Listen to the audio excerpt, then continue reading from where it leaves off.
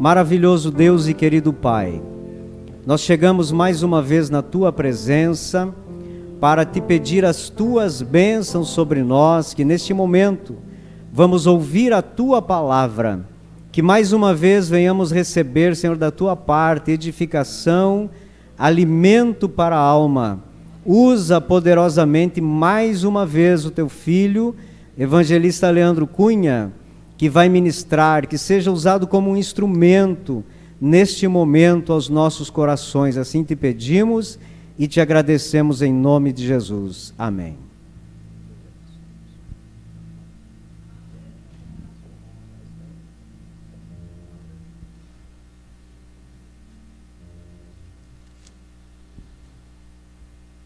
Meus irmãos, quero vos saudar com a paz do Senhor.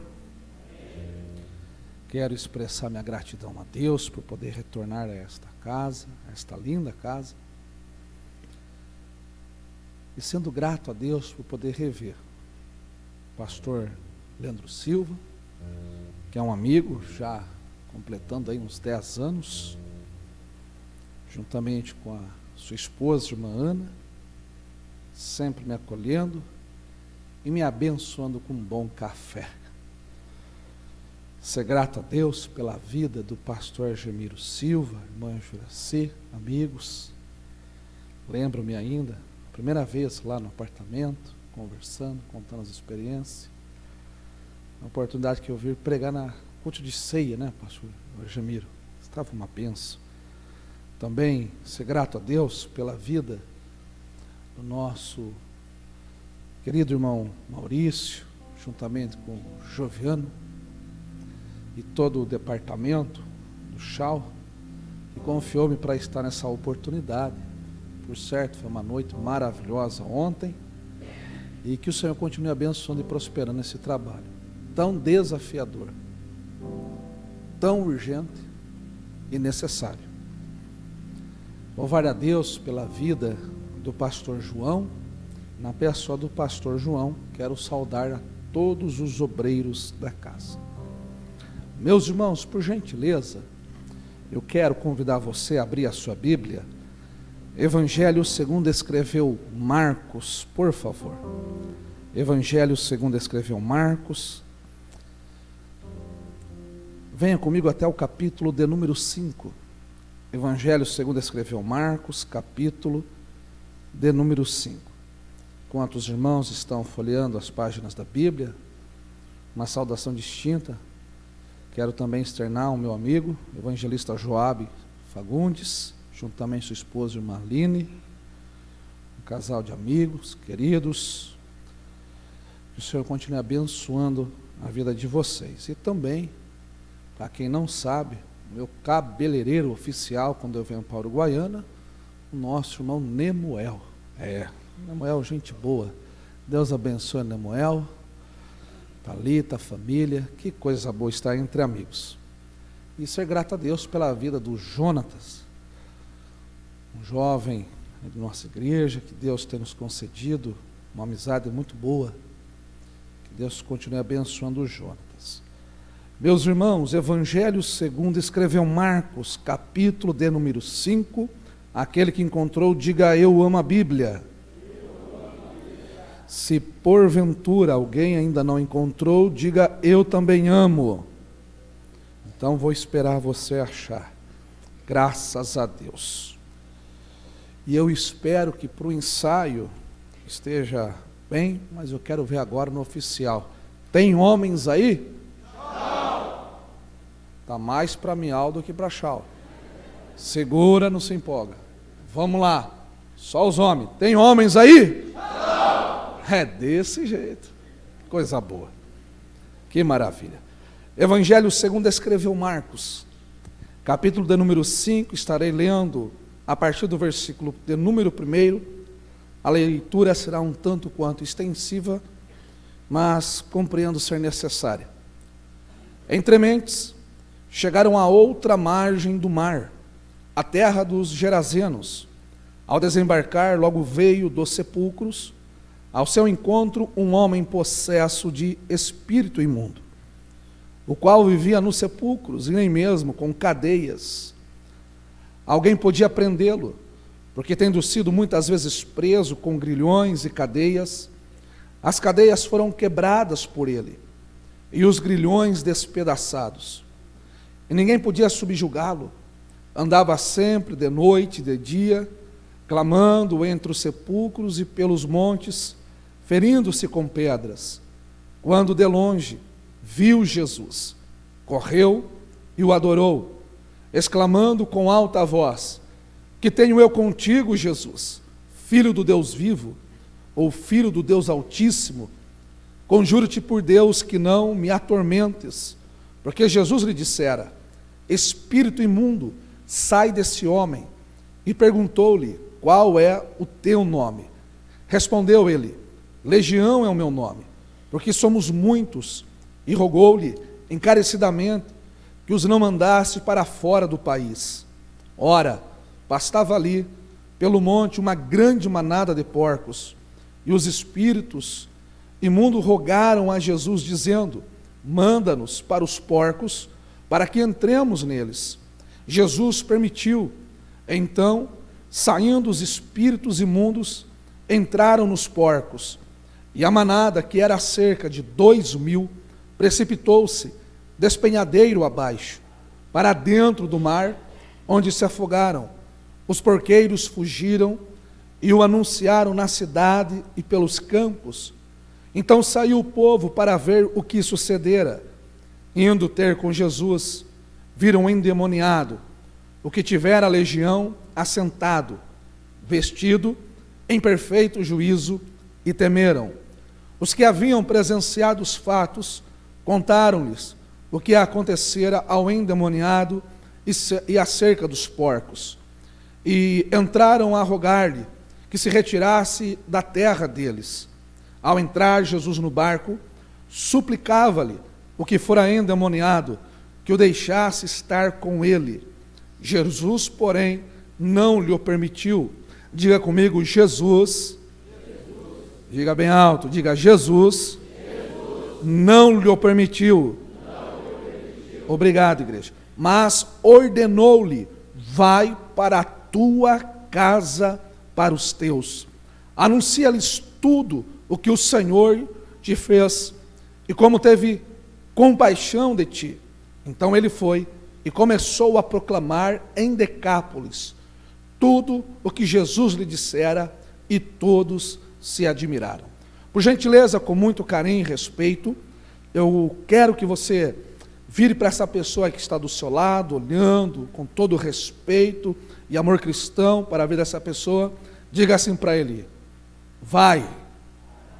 Desse jeito não vai de jeito nenhum. Diga para ele: vai para a tua casa, para os teus. Tome o seu assento, mantenha a Bíblia aberta, mas não vai agora para a tua casa que tu vai ouvir a palavra.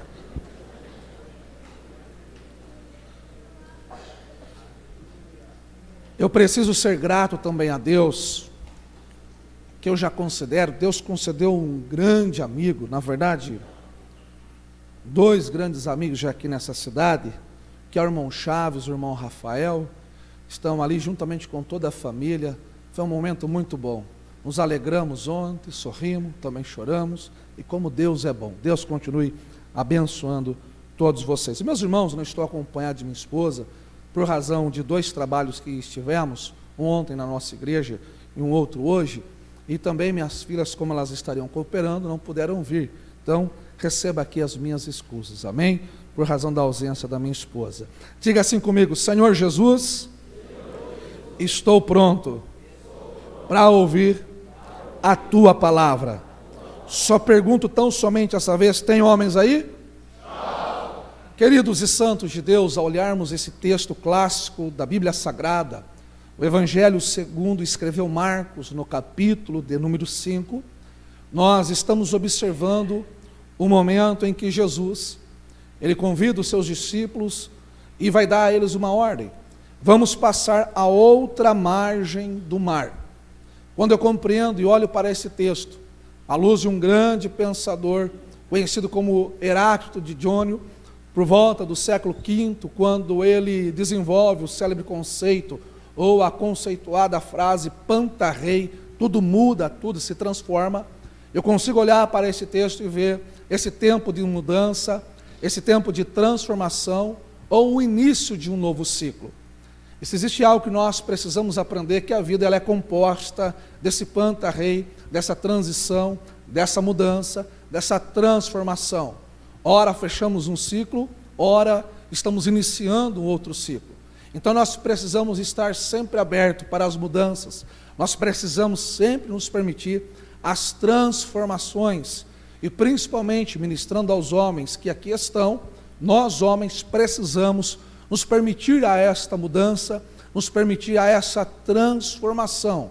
Aliás, o próprio Paulo fala que a vida cristã é um processo contínuo de transformação, mas não fala a respeito de qualquer transformação, ou de uma transformação de qualquer maneira, não. Paulo fala que essa transformação é de glória em glória. Aleluia! Então, quando eu olho para esse momento que Jesus está chamando os seus discípulos, vamos passar para outra margem do mar, ou para outra margem do lago. Jesus estava do lado ocidental, e agora está chegando o momento para atravessar o lago, ou atravessar o mar, para chegar-se ao lado oriental.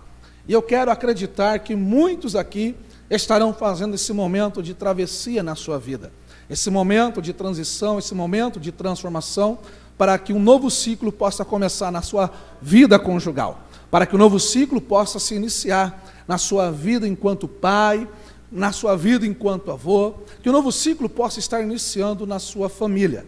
Então Jesus está junto com seus discípulos, entrando nesse barco, e você sabe que o capítulo 4 começa a mostrar para nós o quão dificultoso é chegar para o outro lado, o quão dificultoso é nós darmos início ao novo ciclo, porque processo de transição não é fácil, processo de mudança é um pouco complicado, porque tudo aquilo que é novo gera-nos estranheza, tudo aquilo que é novo gera uma sensação de estranheza, e é diante dessa estranheza que nós sentimos desconfortáveis para as transformações tão necessárias que a vida nos apresenta. Mas aquele que não transforma, nada pode mudar na sua vida. E o Evangelho ele tem algo maravilhoso que realiza em nós, que é esse processo de transformação. Em primeiro lugar, a transformação de um pecador para um santo em Cristo Jesus. A transformação de um homem carnal para um homem espiritual. A transformação de um homem que outrora era casa e moradia de espíritos maus, para agora ser templo e morada do Espírito Santo. Irmãos, quando eu olho então para esse texto, Jesus está chegando do outro lado do mar, ou do outro lado do lago. Uma coisa é o que está acontecendo no barco. Penso eu que Jesus, conversando com seus discípulos, talvez estava acontecendo experiências que há pouco acabaram de vivenciar.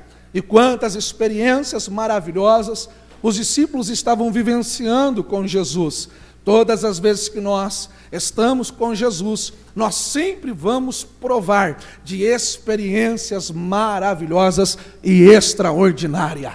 Quando eu vejo isto, o barco está em um momento ali, digamos, de alegria, mas algo vai mudar a situação, porque nem sempre você estará sorrindo, haverá momento em que você também estará chorando. Nem sempre será tão somente alegria, haverá também na vida momentos de tristeza, e isso é natural, é o processo do viver. E ontem eu falava um pouco que o viver é doloroso, o viver traz um processo de angústia, mas o viver diante dessa angústia é um processo de salto, é o saltar para a fé, é o saltar para a vida, é o saltar para Cristo.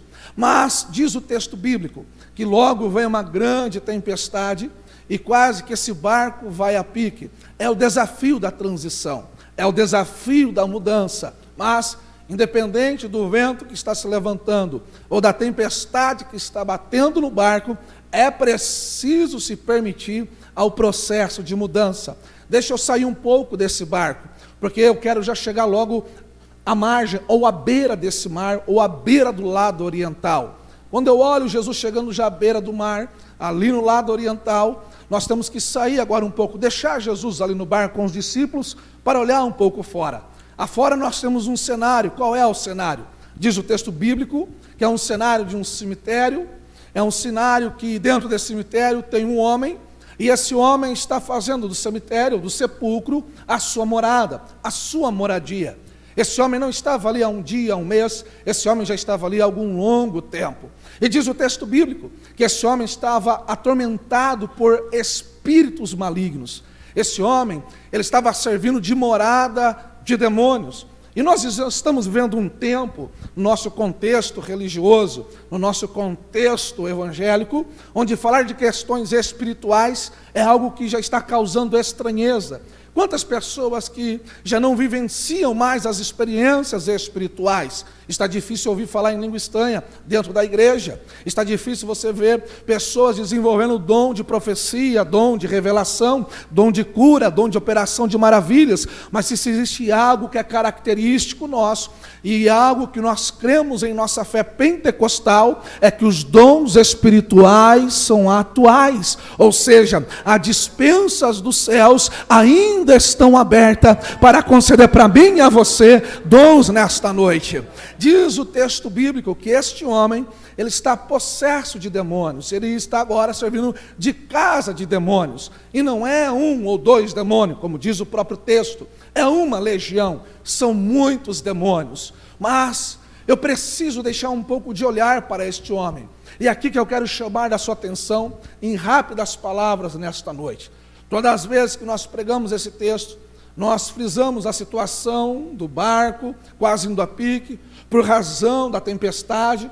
Nós falamos a respeito deste homem, do poder da libertação que há no nome de Jesus, ou a libertação que o encontro com Jesus causa. Nós usamos esse texto para falar de evangelismo, para falar de missões, mas eu quero sair um pouco desta ótica ou desta perspectiva. Eu quero agora trazer você a olhar que esse homem, ele não nasceu por um acaso. Esse homem, ele é fruto de uma relação conjugal. Esse homem, ele é fruto da relação entre um homem e uma mulher. Esse homem, ele tinha paz. Esse homem pertencia a um lar. Este homem pertencia a uma casa. E eu quero destacar ainda que não somente esse homem pertencia a uma casa, a um lar, que esse homem tinha paz. Mas eu quero pensar, segundo alguns comentaristas, segundo alguns estudiosos, que esse homem também, devido à sua idade, ele já tinha esposa. Esse homem provavelmente também já tinha filhos. Então, quando eu olho para a vida e para o sofrimento desse homem, eu não estou vendo apenas este homem que está sofrendo. Esse homem, como diz o próprio texto bíblico, que mesmo em cadeias nada poderia conter. Ele quebrava, até mesmo despedaçava os grilhões, que era como se fossem algemas de ferro sobre seus pés e mãos. Esse homem que despedaçava por razão desse poder descomunal, da possessão. Quando eu olho, não é esse homem tão somente que está sofrendo, são seus pais que estão sofrendo, é a sua esposa que está sofrendo, são seus filhos que estão sofrendo, é sua casa que está sofrendo. Agora, pense comigo, se esse homem já está morando há algum tempo já nesses sepulcros, fazendo dos sepulcros morada, e você sabe que a cidade de Gerasa, ou conforme está apresentado aqui na epígrafe, na região de Gadara, é um lugar pequeno, é um pequeno vilarejo, e se temos um adágio muito comum é que em cidade pequena, em lugar pequeno, todo mundo sabe tudo e todo mundo sabe de todos. Imagine como que era esse homem falado naquela cidade, esse homem, como ele era visto diante da cidade. Então, com isso, cada vez mais vai agravando a dor da família, cada vez vai agravando mais a dor dos filhos. Não é somente um sentimento de dor, mas ao mesmo tempo é um sentimento de vergonha. E se eu pudesse tematizar esta mensagem, eu poderia trazer o seguinte tema: deixando de ser vergonha para restaurar a honra na minha casa. Diga comigo, deixando de ser vergonha. Desse jeito não vai não. Diga comigo, deixando de ser vergonha para ser honra para a minha casa. Somente os homens, diga, deixando de ser vergonha para ser honra na minha casa. Então essa família está sofrendo todos esses processos. Essa família está tendo que enfrentar esta luta. E aí, evidentemente, quando uma das partes não estão bem dentro de casa, toda a casa fica disfuncional. eu que trabalho com a área da psicologia sistêmica, entendemos a família como um grande sistema, que é formado pelo seu subsistema conjugal, parental, subsistema fraternal. Nós entendemos que quando um dentro do sistema não está bem, e nesse caso aqui é este homem, toda a família não vai estar bem, o casamento não vai estar bem, os filhos não vão estar bem, nada está bem nesta casa. É um momento de muita oscilação das emoções, da perspectiva de futuro, tudo está sendo abalado, a estrutura está sendo abalado. Mas só que agora eu quero sair um pouco aqui do sepulcro, sair um pouco da casa desse homem e voltar novamente para quem está chegando à beira desse mar, do lado de Gadara. Diz o texto bíblico, toda essa situação naquela casa, toda essa condição que esse homem se encontra no sepulcro, mas Jesus está chegando no lugar certo e também na hora certa. Aleluia! Meus irmãos, então quando eu paro para pensar, eu preciso fazer uma pergunta tão somente retórica. Você acha que demônios têm legalidade sobre a vida de uma pessoa? Aqueles que estudam principalmente o campo da batalha espiritual, e nós sempre temos que refutar aquela batalha espiritual um tanto quanto deturpada, a influência dos livros de Rebecca Brown e por aí afora, que as pessoas falam que demônios têm legalidade para entrar no corpo de uma pessoa, mesmo quando ela está em pecado. Aprenda algo pela Bíblia Sagrada: demônio não tem legalidade nenhuma sobre a tua vida, demônio não tem legalidade nenhuma sobre a vida dos teus filhos, demônio não tem legalidade nenhuma sobre a vida do teu marido. Mas pastor, meu marido não está na igreja. Mas o Satanás não foi quem criou o seu marido. Só tem legalidade sobre a vida de algo aquela pessoa que é o Criador e o dono daquela coisa. Aleluia! Então observe que ele não tem legalidade. Mas como é que um espírito maligno adentra numa pessoa? Ele adentra através das brechas. Diga comigo, brechas. Diga, eu preciso. Desse jeito não precisa, diga mais alto, diga, eu preciso tampar as brechas. E se existe uma palavra que o próprio Senhor falou para o profeta Jeremias: Jeremias, eu estou procurando aquele que esteja na brecha, aquele que esteja tapando o muro, e eu quero aqui provocar os homens. Tem homens aqui?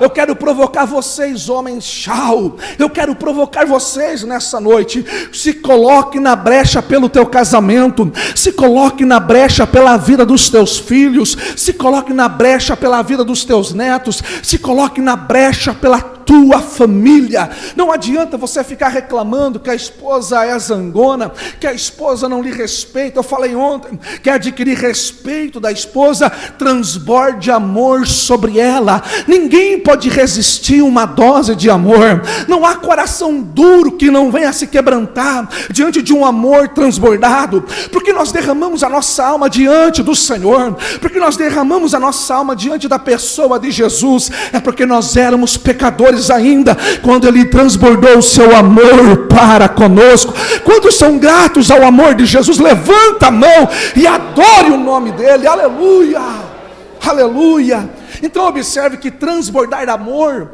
é algo, meus irmãos, que provém de uma decisão, independente de qual seja a decisão dos teus filhos, independente de qual seja a decisão da tua esposa, até o presente momento, se é de briga, se é de conflito, se é de teimosia ou não, decida você transbordar amor para a tua casa. Quem transborda amor vai ganhar respeito, e isso é automático. Aleluia! Glória a Deus. Deixa eu voltar aqui para o texto mais uma vez. Então observe que eu falei que Satanás ele aproveita das brechas. Ele aproveita das brechas. Só que brecha não é algo abstrato. Brecha não é algo que está no campo das ideias, conforme desenvolve Platão. Brechas é algo que acontece no campo concreto. Mas eu preciso entender como funciona esse processo de brecha, para que Satanás ou demônios então aproveitem dessas brechas e entrem sobre as pessoas. Aprenda hoje a tampar essas brechas. Irmãos, provavelmente esse homem vivia a sua vida segundo os seus próprios pensamentos, seu próprio raciocínio, seus próprios achismos, e todos nós homens somos assim. Por razão disto, há uma grande dificuldade em realizar um trabalho para homens. Mas eu quero parabenizar o pastor Leandro Silva, parabenizar o departamento do Chau, pelo número de homens que aqui estava ontem. Eu quero parabenizar os homens de Uruguaiana, e eu quero convidar toda a igreja, nesse momento, com a liberdade que o Senhor me dá, a dar uma salva de palmas para esses homens aí. Por favor, igreja, faça isso. Aleluia! Sabe por quê? O homem é teimoso, sim ou não, irmãs? O homem é teimoso, sim ou não, irmãs? Não é assim que você fala lá na sua casa você grita. O homem é teimoso, sim ou não? Sim. Aí, viu? É só dar um pouquinho de liberdade para vocês. O homem é teimoso. O que eu vou querer saber do Chau? Quando pega isso e leva para casa. Quando você não vem para o Chau, a sua vida vai ser um inteiro miau, vai ficar miando e nada vai mudar. Nós somos resistentes porque nós não queremos nos dar a aprender. Não, da minha casa cuido eu. E não cuida. Ontem nós aprendemos o quanto que nós homens estamos terceirizando a responsabilidade da nossa casa. Mas não esqueça, quando Deus desceu no jardim do Éden, Ele não perguntou: Eva, onde estás? Ele perguntou: Adão, onde estás? Por qual razão? Deus sempre vai chamar aquele que tem responsabilidade. Aleluia ou não aleluia? Aleluia! Diga para o homem que está do seu lado aí, esposa: amorzinho. Diga, tia, diga, amorzinho. Assume a responsabilidade com carinho. Agora olha para cá. Então esse homem estava vivendo a sua vida, achando que tudo seria sempre da mesma forma. Mas quando eu olho para a brecha que esse homem possa ter dado, nenhuma brecha nasce do nada. Toda brecha, ela começa a nascer das emoções humanas. Eu vou exigir um pouquinho de você agora a máxima atenção. Toda brecha, ela nasce, ou ela se constrói, inicialmente pelas emoções humanas.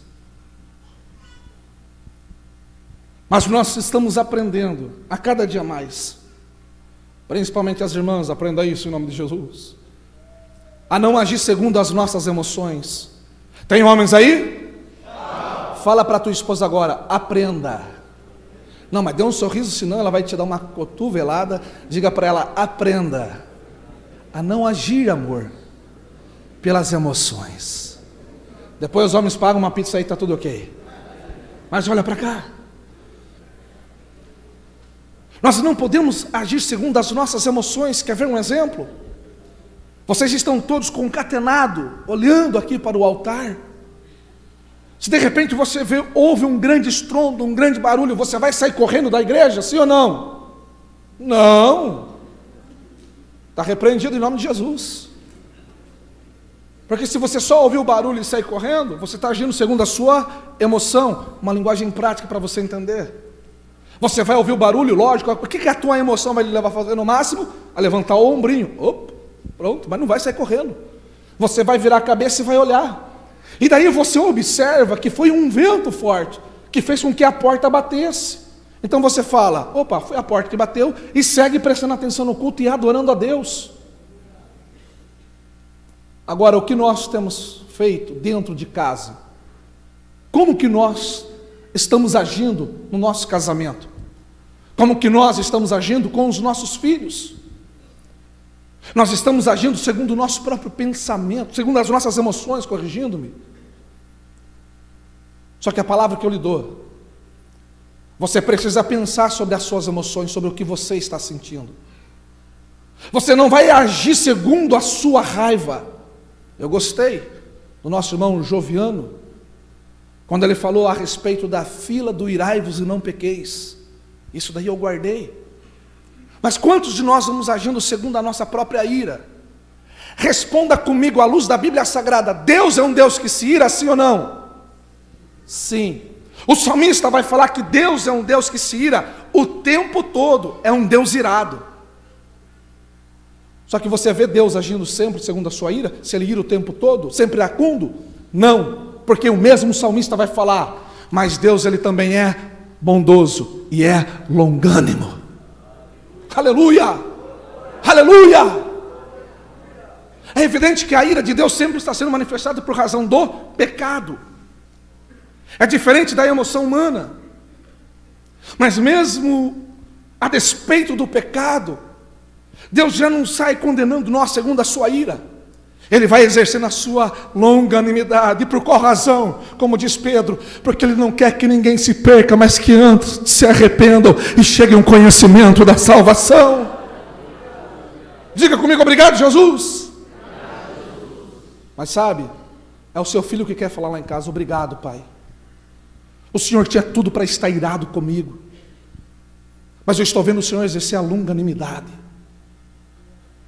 É a sua esposa que quer falar para você: obrigado, amor. Eu errei com você. Não deixei a comida quentinha. Não fiz aquela carninha. Falei para você: quer comer? Se vira aí nas panelas. E ficou lá na telinha, no Zap Zap. E você fala: não, amor, talvez você estava cansada de tanto mexer no Zap Zap. Mas você fala, faz o exercício da longanimidade. Nós somos gratos a Deus pela longanimidade que Ele teve para conosco, sim ou não? E olha a lição que nós podemos dar de forma prática aos nossos filhos, a nossa esposa, a ela aprender a ser grata a Deus pelo marido e pelo homem que nós estamos sendo formados. Obrigado, Senhor. Porque a longanimidade, que é um atributo de Deus, é um atributo que está sendo comunicado a nós, sim ou não? Sim, porque um dos aspectos do fruto do Espírito Santo é a longanimidade. Eu falo que eu estou cheio de Deus, cheio do Espírito Santo. Sapateio, relampeio e pego fogo, como diz aquele corinho. Quem conhece? Sapateia, relampeia, pega fogo. Eu sou desse tempo. Cheio de Deus, estou profetizando, eu estou vendo. É o profeta das visões. É a profetisa das revelações. Mas pisa no calo dela, maridão. Erra com a tua mãe, meu santo. Erra com o teu pai. Aí o mesmo Espírito que nós falamos, que estamos cheios deles, parece que nós estamos vaziados na demonstração através do fruto do Espírito. E Deus estava proporcionando esse momento de cura. Então não haja segundo as suas emoções, pense. Porque toda emoção, ela é uma situação espontânea. Algo de fora foi provocado essa emoção em nós. Não foi gerado. A sua esposa não tem a capacidade de gerar ira em você. A ira é algo que já está dentro de você, está dentro de mim. Mas nós precisamos pensar sobre as nossas emoções. E esse homem evidentemente não pensou. Ou talvez não pensou nas consequências que essas emoções dele poderiam levar. Jovem, cuidado com as suas emoções. Eu sei que, cadê os jovens que não casaram ainda? Levantam a mão. Os jovens que não casaram, isso. E aqueles que nem namorado ainda conseguiram, levanta a mão. Está maleixo em misericórdia. Mas olha para cá. Eu sei que principalmente aqueles que ainda não estão namorando e aqueles que ainda não casaram, se encontram ainda no deserto da aflição, estão em grande tribulação e aperto. Mas escute, não haja segundo a sua emoção. Espera no Senhor. Os jovens digam: esperei com paciência no Senhor. Não quiser nem falar. Tem uns que já estão: Senhor, apressa-te em me socorrer. Mas enfim, para eu poder já seguir para o desfecho. Esse homem então não agiu segundo os seus próprios pensamentos. E nisso está dando brecha. E todo comportamento advém daquilo que nós pensamos ou da forma que nós pensamos. Ninguém age da maneira que age sem pensar da forma que pensa. Todo comportamento é resultado de pensamento. E todo pensamento advém das emoções que precisam ser pensadas. E é por isso que eu vou agir de tal forma. Como que é que a esposa fala? Ai, amor, me desculpe, quando eu vi eu já falei. Não, você pensou um pouco sobre isso. E o homem também, não, foi sem querer, quando eu vi eu já tinha feito. Não, não foi.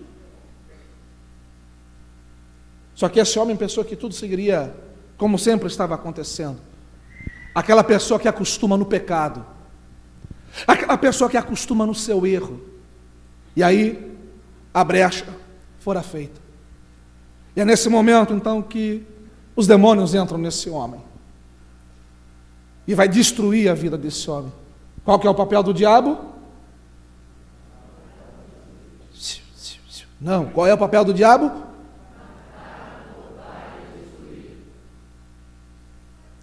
Tampe as brechas.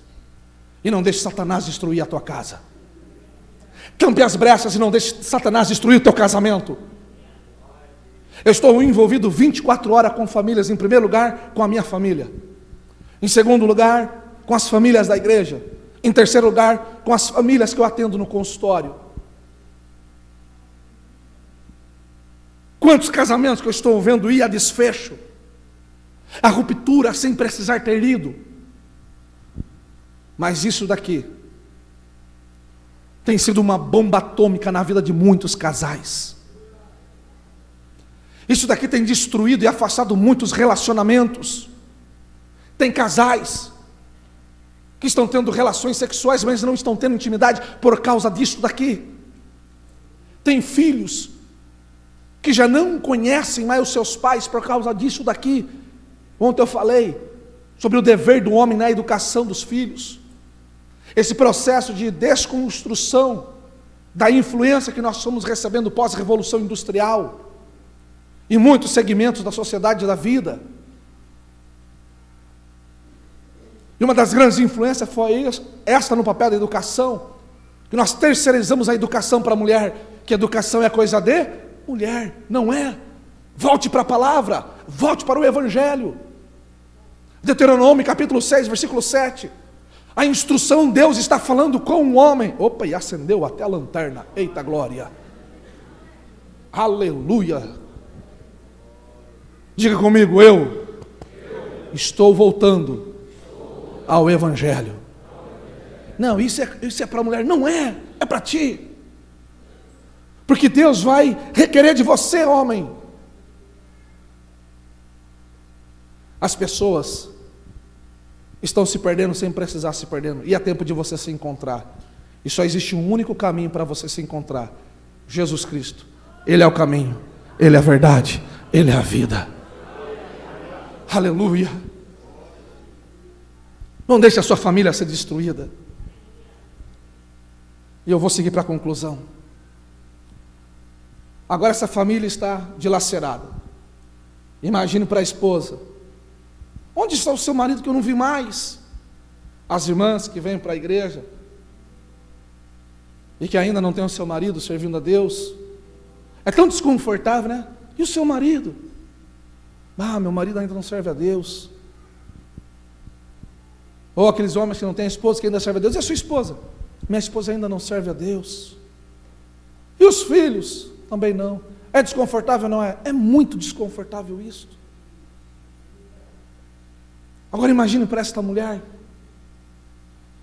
a situação de vergonha para esta mulher. Aquele que era para ser o protetor, aquele que era para ser o provedor, ele agora já não está mais em casa. Ele agora já não está mais no lar. A casa está sem proteção. A casa está sem o provedor. Não deixe que minutos de emoções baratas e banais deixe a tua casa desprotegida e sem provedor.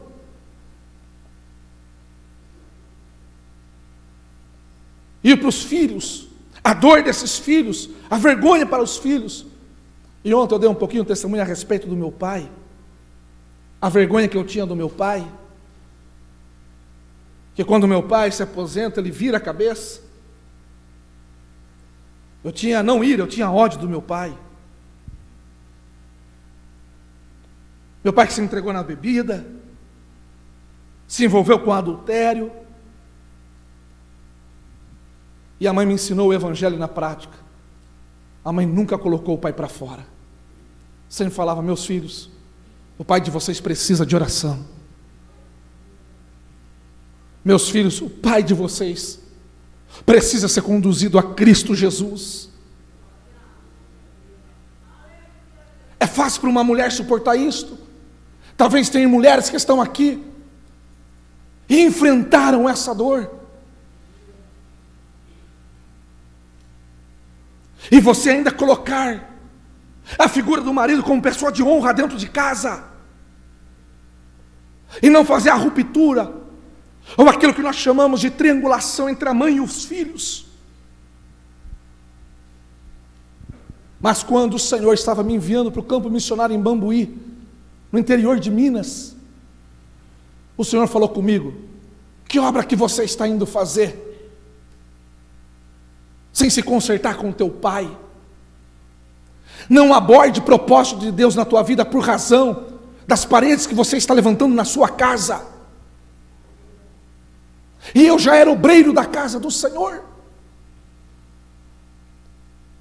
E talvez Deus está falando com muitos de nós aqui: conserta o teu altar.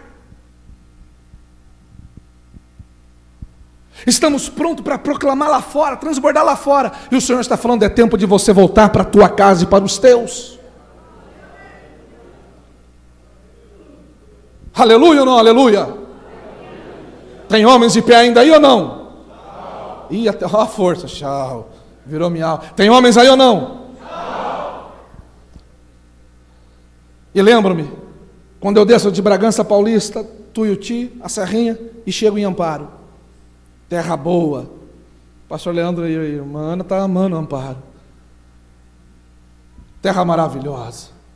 Desço para Amparo, era noite, eu com a minha esposa. A mãe nos recebe com um sorriso no rosto, cafezinho pronto na mesa. E vou dormir. No outro dia, logo pela manhã, quem eu vejo sentado na garagem, num banquinho de madeira feita por ele? Meu pai.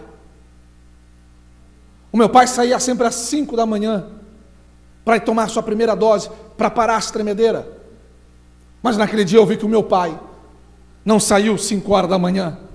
Ele estava sentado naquele banquinho de madeira.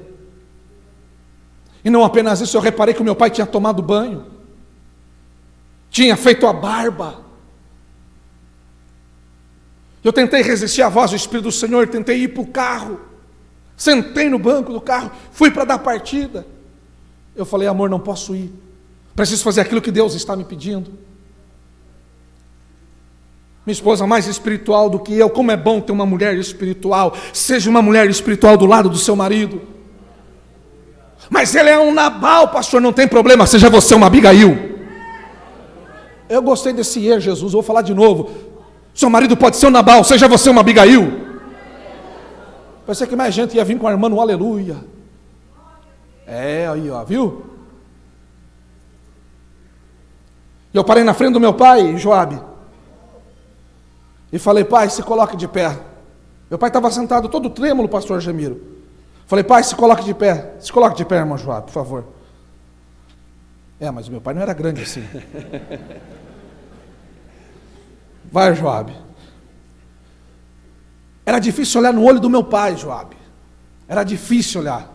Eu tinha ira, eu tinha ódio do meu pai. Mas que vergonha. Vergonha era se eu permanecesse no pecado. Mas pecado superado é autoridade para ser falada sobre determinado assunto. Obreiros do Senhor com respeito e enfrente os seus pecados. Que é isso, pastor? Não estou falando de adultério, não estou falando desses pecados de roubo, não. É aquele pecado de liberar perdão para uma esposa, de curar a vida de um filho. Fica de pé, Job. Já cansou, Job? Desse tamanho? Está de dieta, né, Job? Está magrinho, Job. Naquele dia eu olhei para o meu pai tremendo. Um portuguesão que veio para o Brasil por quase uns 9 anos, morava numa cidadezinha, num vilarejozinho perto da cidade de Logronho. Eu estive lá pregando, pela graça de Deus, ali em Logronho, e fui pregar na cidade do meu pai.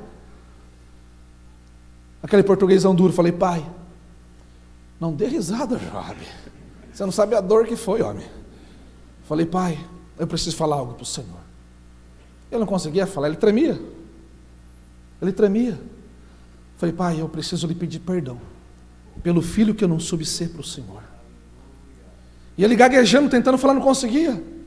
E quando ele foi abrir a boca, Joab, ele falou, gaguejando com muita dificuldade, falou, não, meu filho, eu que tinha que pedir perdão para ti, que eu não fui o pai que você merecia. Eu falei, não, a Bíblia diz para eu honrar pai e mãe. É eu que tenho que te honrar, independente das tuas falhas, dos teus erros. Foi naquele momento, Joab, abre os braços aí, Joab, me abraça devagar. Foi naquele momento que eu peguei, olha o tamanho do Joab, rapaz. Só um minutinho, cadê a irmã Aline? A irmã Aline acho que foi cuidar dos bebês. Se me só um minutinho. Eu abracei meu pai. Abraça aí, Joab, não me aperta. Eu abracei meu pai. Só que naquele momento, eu peguei, eu dei um beijo no rosto do meu pai. Não vou beijar você não, está amarrado. Pastor Jamiro, foi a primeira vez na vida, pastor Leandro, mano, que eu vi o meu pai derramar as lágrimas, que eu vi o meu pai chorar. Tem obreiro homem aí? Não. Ih, vou dar mais uma oportunidade. Tem obreiro homem aí? Não. Você tem vergonha de mostrar suas lágrimas para os seus filhos?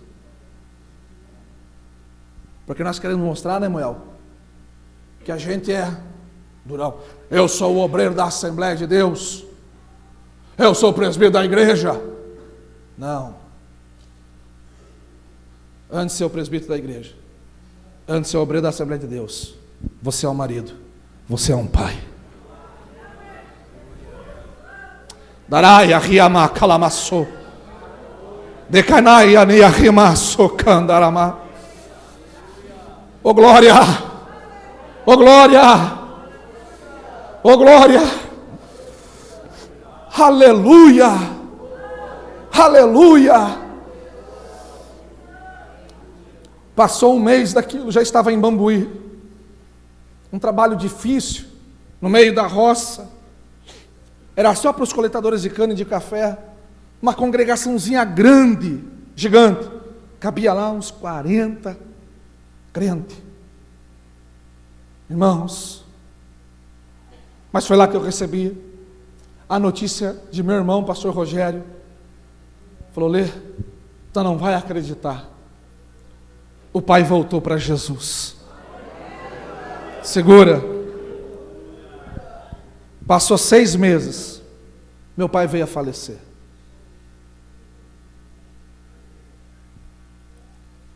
Passou 6 meses, meu pai veio a falecer.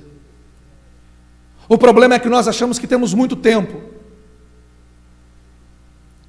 E nós não sabemos quanto tempo nós temos. O salmista fala que a vida é como um sopro.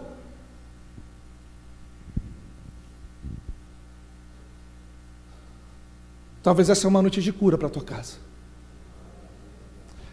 Filhos, talvez eu estou falando com jovens aqui que talvez tenham o mesmo sentimento que eu tive para o meu pai, e você pode ser a cura para o teu pai. Mas foi ele que errou comigo.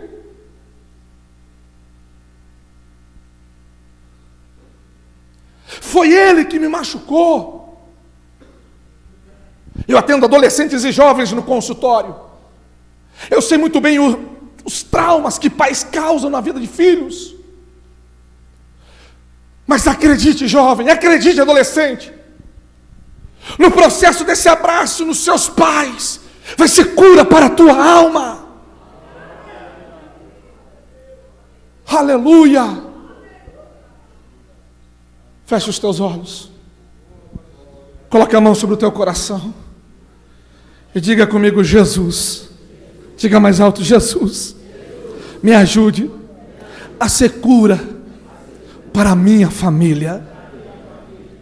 Aleluia. Aleluia. Aleluia. Diga para quem está do seu lado, ei, eu vou ser cura para minha casa. Diga para quem está do seu lado, eu vou ser cura para minha casa. Irmão Joviano, eu vou ser cura para os meus filhos. Eu vou ser cura para a minha esposa. Eu vou ser cura para os meus netos. Porque quando eu estiver, aleluia, dentro daquela urna,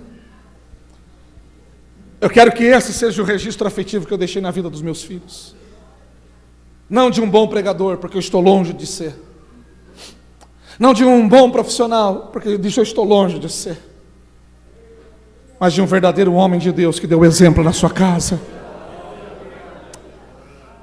Aleluia. Eu vou parar por aqui, meus irmãos. Porque diz o texto que aquele homem viu Jesus. Ele viu Jesus. Uma coisa é a luz que eu estou recebendo. Outra coisa, qual vai ser o caminho que eu vou fazer diante da luz que eu estou recebendo para esse caminho? Mas aqui,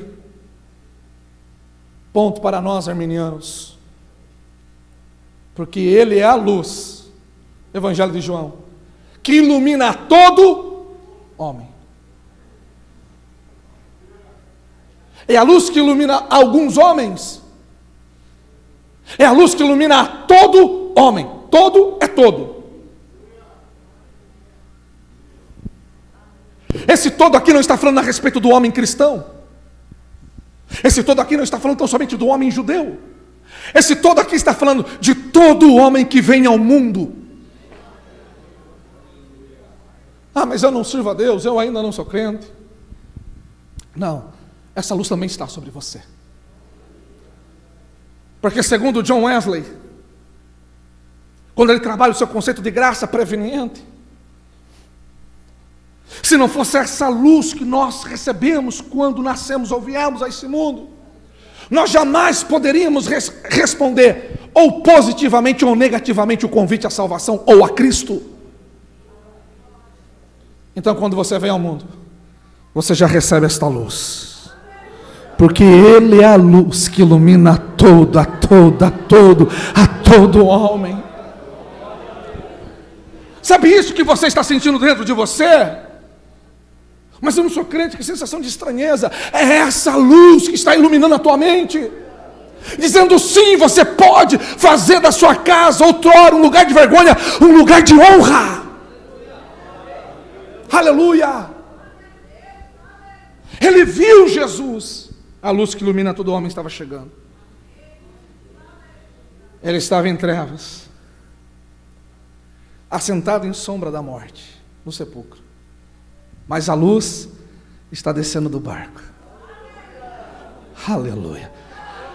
Eu vou andar até você dar aquele glória e entender isso. A luz estava saindo daquele barco. Ah, meu Deus. Mas quem é que viu Joabe? Era um homem possesso de espíritos malignos, pura treva. Mas quando a luz chega, não tem treva que resiste à luz que está chegando. Eu estou vendo essa luz chegando na tua casa. Eu estou vendo essa luz chegando no teu casamento. Oh glória, eu estou vendo essa luz chegando na Amarabaçoa, Candará. Será que essa luz você está conseguindo enxergar? Será que essa luz você está conseguindo ver? Oh glória. Oh Jesus. E aquela luz está descendo, ele viu, porque ainda que esteja em trevas, quando a luz chega, ela ilumina o que está escuro. Mas o que está escuro, pastor João, não consegue apagar a luz. Aleluia. Mas diz o texto, ele viu. Todos vocês estão podendo ver, esse ver agora que eu quero falar, é o ver da palavra do Evangelho. Todos vocês estão vendo o Evangelho. Uma coisa é eu ver. Agora outra coisa é eu responder a essa luz que eu estou ouvindo. Aí diz o texto: Joabe, fique de pé, meu amado, me ajude a pregar. Está alegre, né, Joabe? Eu mais ainda lhe rever. Joabe, você vai fazer o papel do homem endemoniado, mas tu já está liberto em nome de Jesus.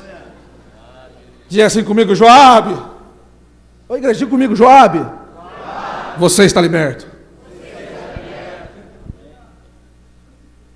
Irmãos, eu estou fazendo sempre esses quebras, porque ministrar o que eu estou ministrando aqui, pastor Algemiro, o senhor tem maturidade espiritual, não é algo fácil. Eu estou pregando para homens aqui, com certeza, a exemplo do Joviano, já 40 anos mais velho do que eu, Nemuel 25 anos mais velho do que eu. Não é fácil pregar para vocês o que eu estou pregando, não. Não é fácil. Estou aqui com, como que é o nome do senhor? Com todo respeito? Luiz Carlos. Bodas e carbono ou carbonato, alguma coisa assim. 44 anos. Olha aí. Sou um menino. Um pouquinho mais novo que o Joabe, sim, mas sou um menino.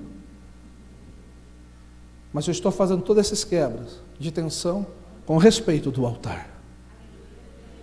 Porque a partir do momento que o pastor Leandro perceber que eu não estou tendo respeito com o altar, com a ovelha do Senhor, tenho a certeza que o pastor Leandro me chama a atenção e tira meu microfone. Job, você vai fazer o papel daquele homem endemoniado. Ele viu a luz, ó igreja, está descendo do barco. Estava em trevas e a luz viu. Só que o que é a luz? O que ele fez diante da luz que ele estava recebendo? Ele correu. Vem, Job, com força. Vem, homem de Deus. Não, volta. Não, vamos fazer. Eu preciso liberar os irmãos. Correr. Mas não vai me jogar lá para trás. A luz está descendo do barco. Aquele homem está no sepulcro, em trevas. Imagine a casa desse homem, os filhos desse homem, a esposa, os pais desse homem. Mas só que Jesus está descendo. A luz que ilumina todo homem está descendo. Volta lá, jovem. Tem que ser rápido. Volta lá. É a última vez. Pastor Leonardo, pode filmar agora, bem bonitinho. A luz que ilumina todo homem está descendo do barco. E aquele homem viu e ele correu. Aleluia. Oh, quase me deu. Só que o que ele faz? Obrigado, viu, Joab? Diz que ele correu. Possesso de demônios. Ele não somente correu, mas também adorou. O texto não diz que ele prostrou. O texto não diz que ele ajoelhou. Uma coisa é eu ajoelhar e me prostrar. O texto diz que ele adorou. Porque diante do Senhor todo joelho se dobrará e toda língua confessará que Ele é o Senhor da glória e Ele está aqui nessa noite. E você sabe o desfecho, eu concluo agora. Jesus liberta esse homem. E esse homem agora está liberto. E ele fala: Senhor, deixa eu ir contigo agora. Estou liberto. E a melhor coisa é nós andarmos com pessoas libertas. Obreiro liberto. Cantor liberto, pregador liberto. Irmão liberto. Agora você andar com o irmão que não está muito libertinho, não é fácil. Agora ele está liberto. Aí Jesus fala: é de Deus ele querer fazer a obra com Jesus, sim ou não? Sim. Sim. É de Deus, irmão Rafael. Só que Jesus fala: grande é a obra que eu tenho através da tua vida. Mas primeiro eu começo fazendo a tua vida. Você vai voltar lá para a tua casa. Você vai voltar para os teus. Se coloque de pé, igreja, por favor, por gentileza. Hoje o milagre é na tua casa. Diga para quem está do seu lado, abraça essa pessoa aí com vontade, diga para ele: hoje o milagre é na tua casa. Diga para ele isso, diga: hoje o milagre é na tua casa. Nós temos pressa para sair correndo, nós temos pressa para querer fazer, e o Senhor está falando: não, hoje eu começo a fazer na tua casa, é na tua casa, é na tua casa, é na tua casa, é na tua casa, hoje o milagre é na tua casa. Todo mundo falava: você viu a casa lá do endemoniado, lá do sepulcro? Mas agora estão falando: você viu o homem que foi libertado, saiu do sepulcro e restaurou a sua casa? E vão falar: você viu aquele homem que antes estava no bar bebendo, agora hoje está na igreja adorando e ele restaurou a casa dele? Você viu aquele jovem que antes estava lá usando droga, mas agora ele foi liberto, ele foi para a igreja e está lá na AD Uruguaiana adorando? Você viu aquela mulher que antes também não era nada bom, mas agora ela foi liberta e está lá na AD adorando? Tem alguém aqui que é liberto e pode adorar Jesus? Aleluia!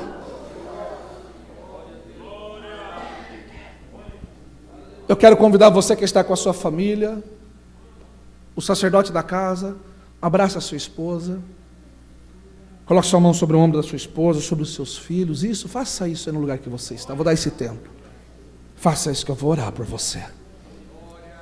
Isto.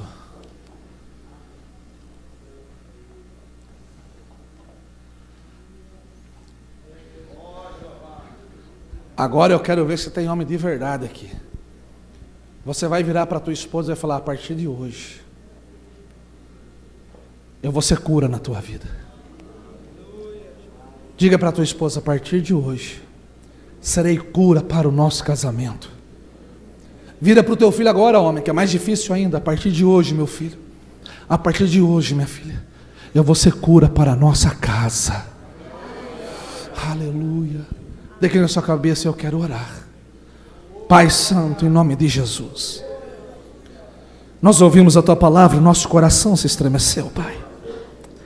Eu preguei a Sua palavra de uma forma simples, o Senhor é simples, eu sei que ela cumpriu aquilo que lhe apraz nesta noite. Eu não sei como um encontro lar, Pai, de cada um que aqui está, como encontram os casamentos. Eu não sei como que está a relação entre os filhos com seus pais, os pais com seus filhos, mas eu sei que essa luz que ilumina todo homem chegou, Pai, e está aqui, Pai, na Uruguaiana.